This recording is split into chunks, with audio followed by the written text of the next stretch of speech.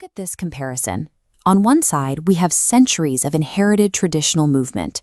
On the other, a teenager recording that exact same Kaganda dance step for a global audience on a smartphone. This intersection highlights the core of cultural heritage, the shared values, customs, and artifacts inherited from past generations. To properly analyze how these elements interact with modern globalization in your exams, you first need to divide heritage into two distinct categories. The first category is tangible heritage. This photograph displays physical artifacts representing a culture's history, specifically traditional hunting tools, including a wooden bow, a quiver of arrows, and a gourd bowl. These are physical objects that a society can touch, preserve, and display.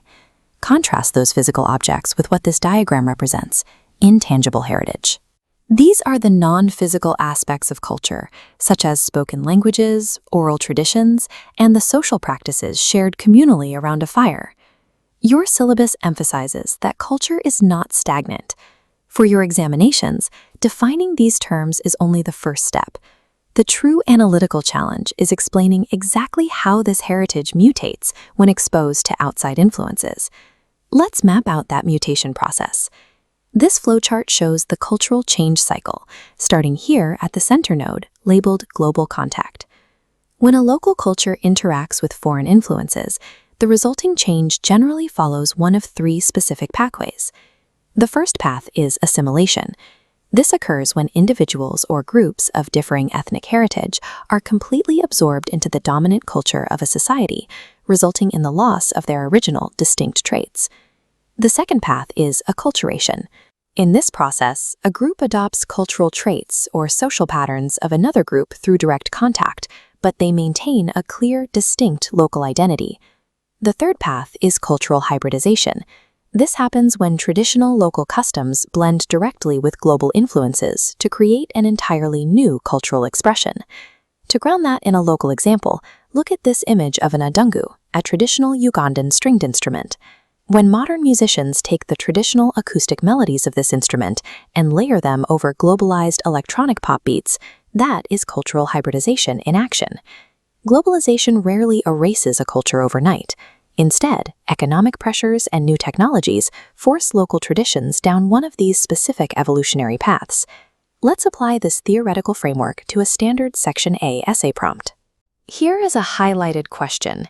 The influence of foreign cultures through social media has done more to destroy our heritage than to improve our lives.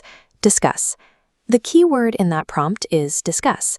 If your essay only lists the negative impacts of social media, you are missing half the analysis.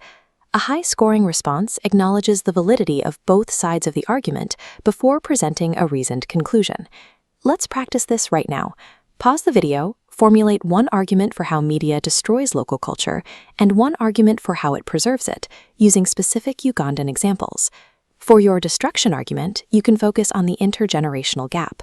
You can point out the severe disconnect that happens when youth consume foreign media and abandon their native tongues for global slang, threatening the transmission of oral traditions from elders. On the preservation side, look at this photograph of women weaving traditional baskets. While this is an ancient, tangible practice, you can argue that digital media platforms allow these artisans to document their craft and sell their local products to an international market.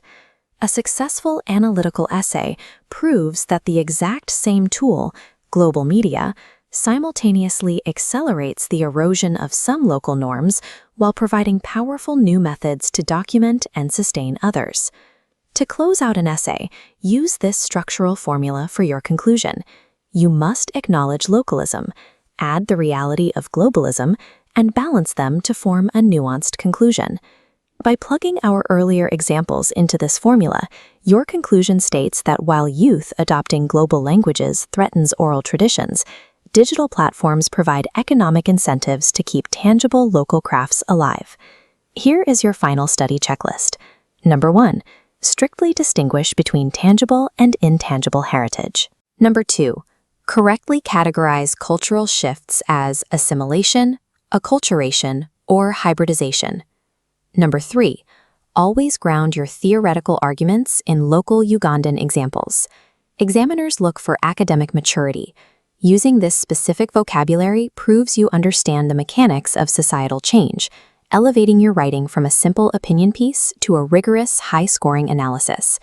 To practice with more essay prompts and access additional study materials on cultural dynamics, visit www.yaka.cc.